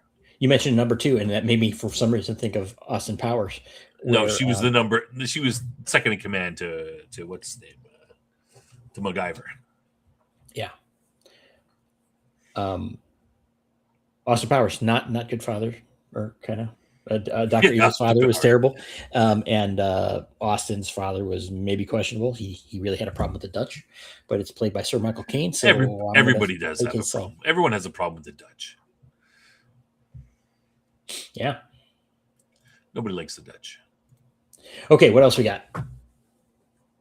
What other science fiction? Again, these are all these are dramas, but what other science fiction dads do we got? I mean, I guess we're being they're much more positively portrayed. We didn't prep for this. I just prepped in general. I didn't prep specifically for sci-fi ones, but we should talk about it. In the novels, James Bond fathered a child he didn't know about. I wouldn't be surprised about that. More than one, yeah. That's everybody be going after We're gonna do Stargate after B5. I don't think we can do 10 seasons of a show. I mean, it's already gonna be 2.5 years for Babylon 5 There's to also get this thing called through-ish. burnout we need to discuss.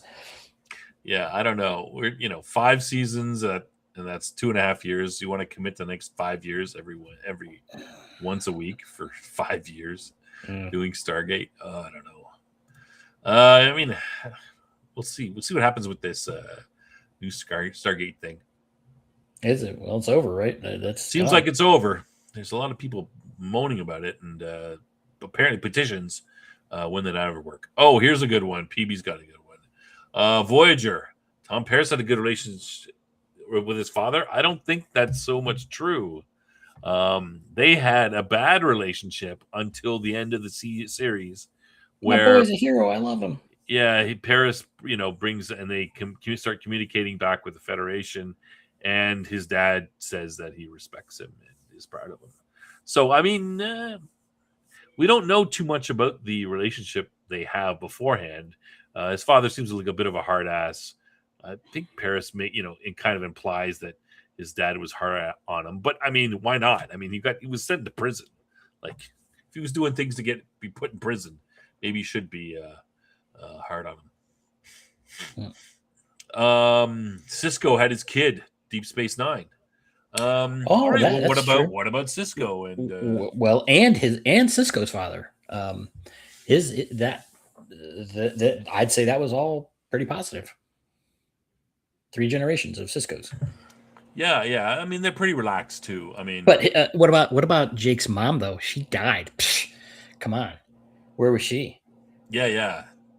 Dying like that, man. Taking the easy way out. Wasn't that why Paris was in trouble? Paris was involved with the Maquis. That's why he was in trouble. I think he was in trouble before that. So he was like Antifa. Yeah, but I think it's implied that he's kind of a rebel, and then he didn't really give a crap about the Maquis so much. But he's like, I'll do whatever to piss my dad off. So I'm going to join the Antifa or whatever. I don't think he really cared. He had a good relationship until the prison sentence. I don't think so. I think that he had a kind of a. I trust PB. I think he had a kind of antagonistic. That's why he's doing stuff like that. But I could be wrong. Mentions Nog.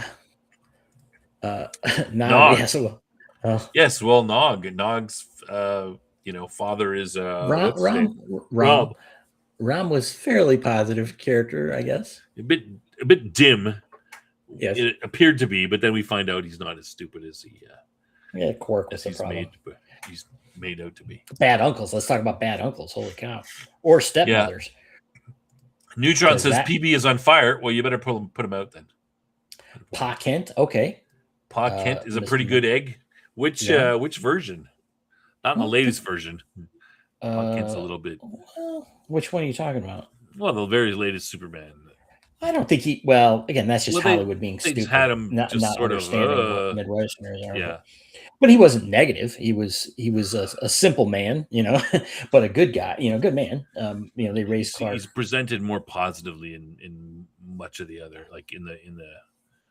Well, he's presented not as bad, but as a Southern stereotype, more so than a Midwestern stereotype. But yeah, that's it. But again, he wasn't negative. He was portrayed as a good father.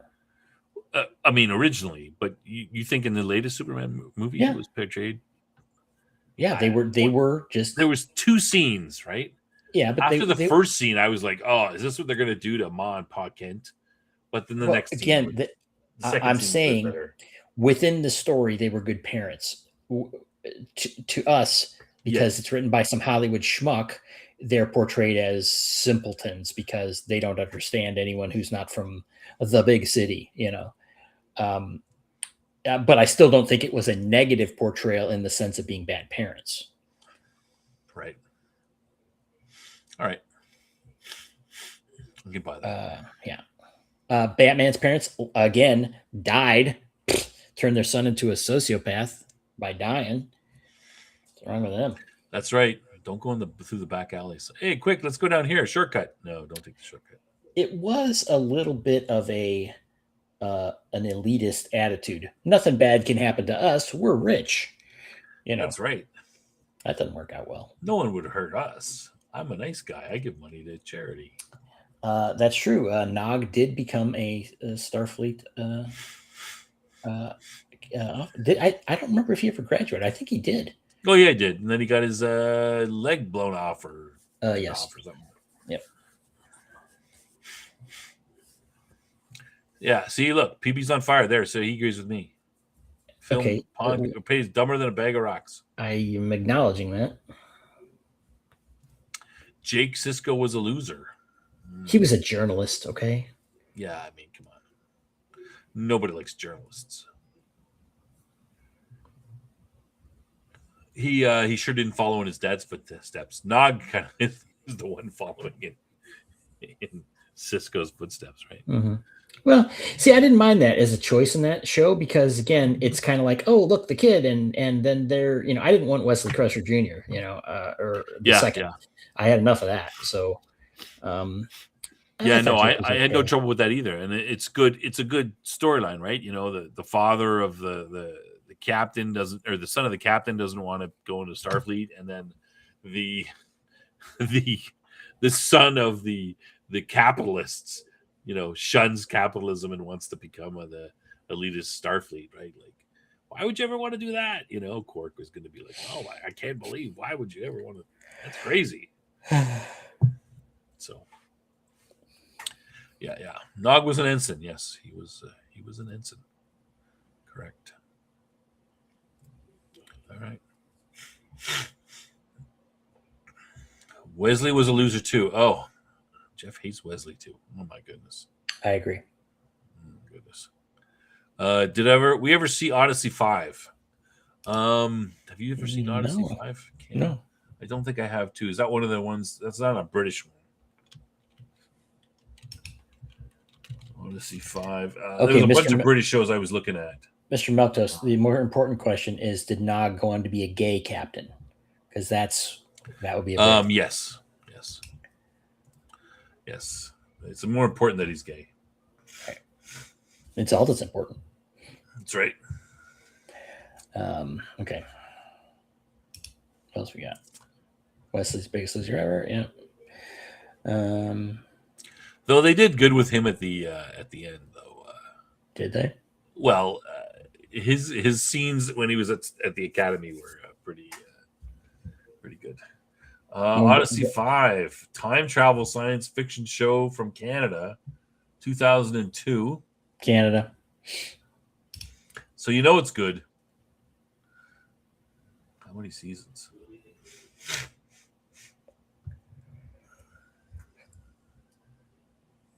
Ooh. Short-lived, produced in Toronto. 6 astronauts, four astronauts, a scientist, and a news reporter on a flight on a space shuttle.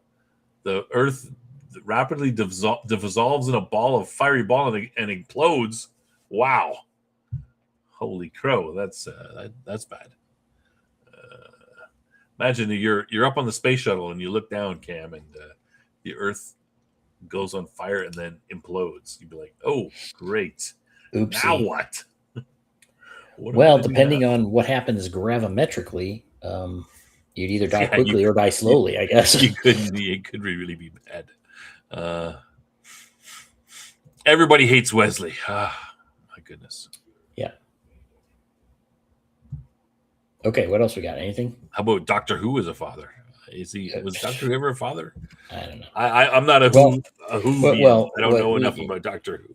Okay, what Mr. Meltos, I believe, is referring to is originally the first Doctor was the grandfather of the sidekick, but I don't think that was meant to be literal. But I'm not a scholar on that, so. All right. Well, Peter Weller is the lead. Okay, now you got me. Cam would like it. Maybe. I mean, how many episodes? I'm interested to try anything. It's probably only a couple episodes. Looks like 19 episodes. Oh. That's a fair amount. I mean, where is it shown? Show on any services? Just Canadian. Tubi, maybe. Maybe can't find it anywhere. All right. Well, we have to check out. So many good science fiction shows that were, could have gone on a little bit more.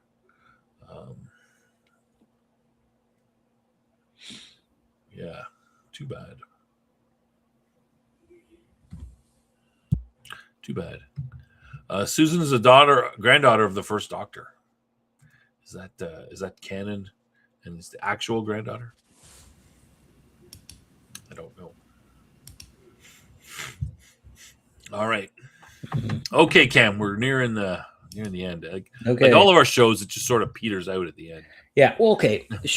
Do we want to discuss with our loyal, dear audience anything? Such as? Well, we briefly touched on the direction of the show, and maybe the nature of it, and I guess we could just leave it kind of open ended here. But we would like to hear from the audience. What is it that you would like to hear more of or less of? Again, this was kind of a hangout stream, right? We had a relatively loose topic, talk about a few different things, and I've had a fun time here talking and interacting with the chat more. And that's something I think we might not have been doing as much at some points lately, like some movie nights, maybe we're not interacting with the chat as much. Though movie nights are popular if we have a good movie, right? Like Capricorn 1 was popular. Yeah, but 2001 was an absolute disaster. I'm sorry, 2010, and that was a great movie, right? It's like I'm not sure. Well, anyway, that's just a general topic. We would appreciate hearing from any of the viewers what it is that you like or don't like. We've done various. We did a lot on Amazing Digital Circus, and I understand that likely isn't for our typical audience. But we've done other animation things. We did Animatrix. I think did very poorly. Zardov, no, please no. But the point is, we talking to ourselves is not our goal here. We do want to get audience interaction and, of course, views and stuff. What do you think? It's not anything. Yeah, no, Cam's hit the nail on the head. We want to, the show is, we're trying to, it's science fiction, and we can be very, general as we want with that, but we want to mainly go towards there, and we want to talk about things that are a little bit deeper than,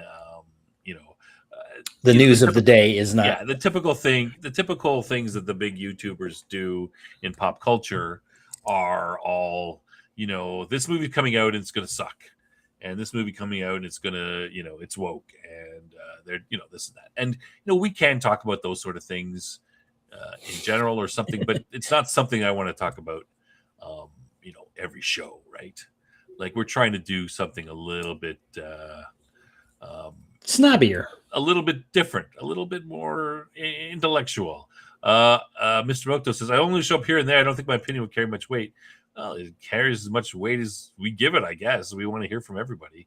So, we're interested to, you've been here before. You're a fair, reasonably regular viewer. You can give your opinion. We'll either take it or we won't, right? Like, well, yeah. what does it matter to you give it, and if they don't take it, they don't take it, right? What, PB? Why are you apologizing for what? Cam, just don't being up Dune too soon. Bring up Dune is what bringing up Dune. Oh yeah. You weren't wrong. You don't have to apologize. I wanted to get you on the show, and you guys can fight it out. It's good entertainment. See how it goes. Link 19th century sci-fi literature with modern offerings. Point at the linkages and the parts that are purposely being avoided. How do you? Okay, that's a topic for you. How does that? We did a couple shows on the history of science fiction, and we looked at the different where science fiction went from the 18th, 19th century and beyond, and to where it is now. I'm not sure how it links up with modern offerings. I'd have to linkages, parts of purpose of being avoided. Are there certain parts of modern science fiction that are being avoided from the 19th century? I really can't, off the top of my head, I can't see that. I mean, it's different. It's just different, right? Like, there's a focus on different things every decade. This, depends. Just like Hollywood goes through the, vampire movies to the, zombie movies. Like it's either zombie time or vampire time, right? Yeah. Sorry, change the subject a little bit. We were going to talk about the Amazing Digital Circus, given that it wide released for free the last episode on, I think, Friday. Yes. And there were a few things that I noted, but it's a little late to start a deep dive into that. But yeah, I think maybe we'll do that next. Maybe we could do that next week. Okay, I'll just say in short, I was right. About the few questions I had that I hadn't been able to confirm. Well, I did turn out to be right. Yeah, you mentioned they knew right away. I said that from the beginning. They knew right away that they were No, I didn't say that originally. I did. Okay, then you were right about that one. Yeah, I remember specifically. They're like, I'm like, because I was surprised. Like, I was shocked. Like, they're just going to admit it right off the bat in the start of the episode. Yeah, we're copies. Okay. I mean, we kind of suspected, but I mean, geez. How about the widespread influence of the film Metropolis and the novel Brave New World on sci-fi? We did talk about Brave New World. Well, I've read Brave New World. I talked about that extensive. Well, fairly a fair amount. It's one of we did an episode on it, did we not? It's one of the top 5 or 6 sci-fi novels, according to me. I hated it. Cam hated it. Metropolis, not as much. I have not seen. Are you talking about the original 1920 version?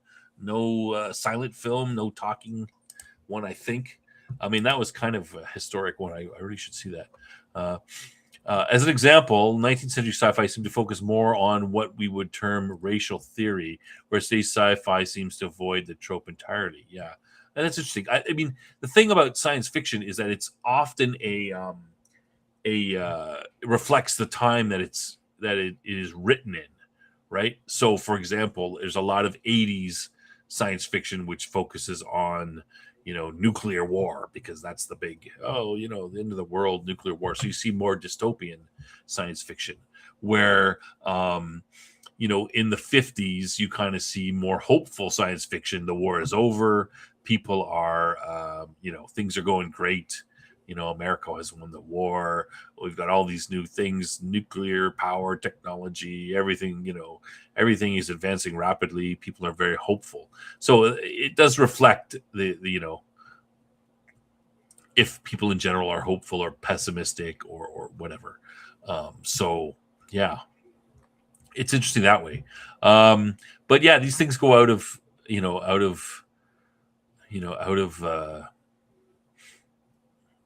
it, like I said, it reflects what's going on in the world and sort of the general attitude of society. Yeah. But, writing tends to do that. Victorian era had a lot of steampunk. No, I don't. Funny. I don't think that the Victorian era had a lot of steampunk. I think you're talking about the steampunk has a lot of Victorian era steampunk. Yeah, you're talking about the steampunk guys like to go back to the Victorian era. That's not even some horror related to science. Yeah, sure, of course. Yeah. There's a bit of overlap there.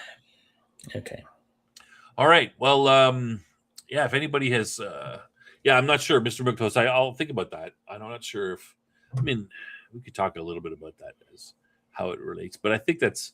I mean, is that really? That's kind of a. Is that something that everybody understands that the writing of the, whatever the time it's written in tends to reflect the attitude of society towards, is that too obvious? Jeff says that wasn't a joke. I thought it was a joke. Oh. How about genre benders such as Forbidden Planet, Close Encounters of the Third Kind, E.T., Dark City, Event Horizon? Yeah. I mean, Dark City. We did Dark City, right? As a movie. Event Horizon is a sci-fi horror mixture, but so is Alien. Alien is a sci-fi, but maybe Event Horizon goes a little harder. Close Mr. Encounters. Sorry, go ahead. Sorry, I was going to say Mr. Maltos mentioning in 2000 Leagues Under Sea steampunk. We did talk about, boy, it's been a while now, 100 episodes back maybe, where we talked about the the earliest sci-fi and such. So we did talk a little bit about 20,000 Leagues. What the God? What's his name? Well, Mary Shelley, Frankenstein. No. Well, Mary Shelley, but 2000 Leagues Under Sea is I can't remember Jules anything Verne. anymore. Yeah, Jules Verne, right. Steampunk was the future from a Victorian era perspective. Yes, but it wasn't written in the Victorian era. Usually, most of it. I mean, there's a lot of the writers. It's kind of like an alternate history kind of thing. There's not much science fiction in the Victorian era being written.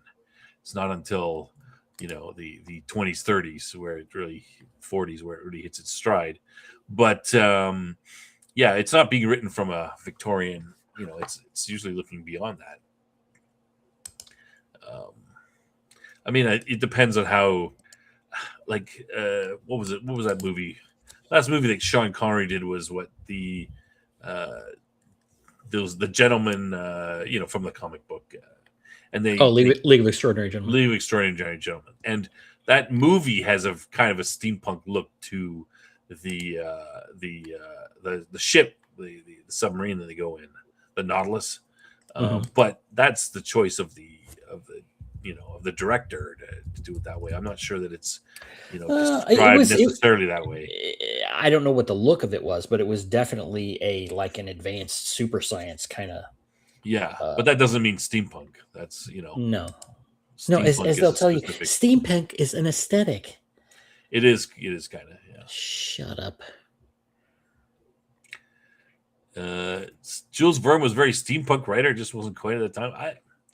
I don't think I agree. I agree with PB. It's kind of we've got technology. And we're like, hey, let's pretend everything's made of powered by steam. What would that look like? And it is kind of more of an aesthetic, but I don't think Jules Verne was steampunk. He'd be trying to invent technology. He's not like, oh, it's all. I mean, if he wants to power it by steam, he can, but he might not see it that way. But yeah, I don't know. I'm not sure what you would look at his head. All right. Okay. Well, if anybody has any other ideas, things that they want to see, let us know. Drop us a link in Discord, in the comments, wherever you can find us. We want to hear about ideas for a show. But generally speaking, the show is it's relaxed. We want to talk with the audience, feedback from the chat, and we want to do science fiction related topics. And that's a fairly wide range, but also ones that are a little bit, like I said, just not surface level stuff like Star Wars or Star Trek. What's better? We want to get a little bit into it, a little deeper, just because hey, challenge ourselves intellectually a little bit. Jeff says steam power was a tech of the day. They envisioned using that for everything. Not sure I agree when it comes to the steampunk aesthetic, but yeah. All right. So Cam, anything you want to mention? No. Coming up, I guess Wednesday. we got Babylon 5. Babylon 5 on Wednesday. That's right. Episode 5 we're doing, I think. Yep. Episode 5, season 4. We've got at 10 p.m. Eastern. Right? And that is The Long Night. I haven't watched it yet. I don't know what happens. Yeah, Mr. Motos, that's what I see steampunk. It's the idea of future technology being fueled by tech of the steam technology of the 19th century. Steam, yes. I agree. That's pretty much exactly what I see it as. Yeah. And next week, Cam and I will discuss next week, but maybe we'll do a final Digital Circus. I think. Yeah, I don't think you it's going to watched take the it- whole show for that, though. Okay, you want And honestly, you want it to do will a be whole show on that? No, I don't want to do a whole show on it. It'll be a dead topic by next week, also. So You think so? All right. yeah. We would just. I mean, what we'd be doing is simply going over, rewatching the final episode and going over the things that we might have missed the first time around, and maybe changing our opinion or whatever. Yeah. But yeah, I mean, maybe it's not worth a show. We could just Considering that cover our audience everything. isn't that interested. But Well, okay. See that? Well, that's what kind of talking about. It's like I'm not sure they aren't because I mean maybe not the audience here tonight, but in terms of views, when you look at them on average, they're better than our movie nights. They're better than most of our Babylon 5s. So who knows? Algorithm chasing won't do any good in the long run. So anyway. all right. Okay, that's it then. We'll see you next week for Babylon 5. Next week on this show, we'll let you know what's coming up. Oh wait, I forgot something. What did I forget? Cam. Dumb jokes. Yeah. I think this in honor of my the dugout being flooded. Ugh. I think I should do some flood related jokes. What do you think about? What do you think about that? Sure. Good idea. I don't find floods funny, but I was going to make a joke about water, Cam, but it was too deep. Yeah.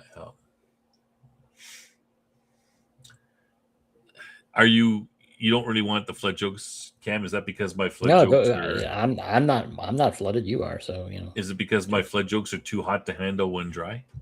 Is that why? That's not even a joke.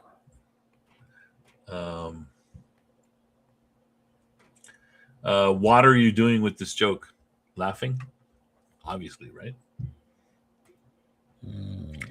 Are you Cam's tired of all these jokes, right? No more? That's it. Yeah, I would love to get rid of the joke segment. Are you feeling a little drained? You want this joke to refill you? Get it all out, man. Don't be so shallow, Cam. Just dive into humor. Make a splash with laughter. All right. I think that's enough.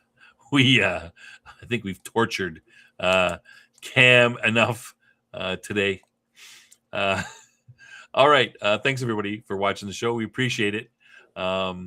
Those jokes sound something that Snob came up with. Yeah, exactly. Yeah, for sure. Yeah. We hope you enjoyed the show.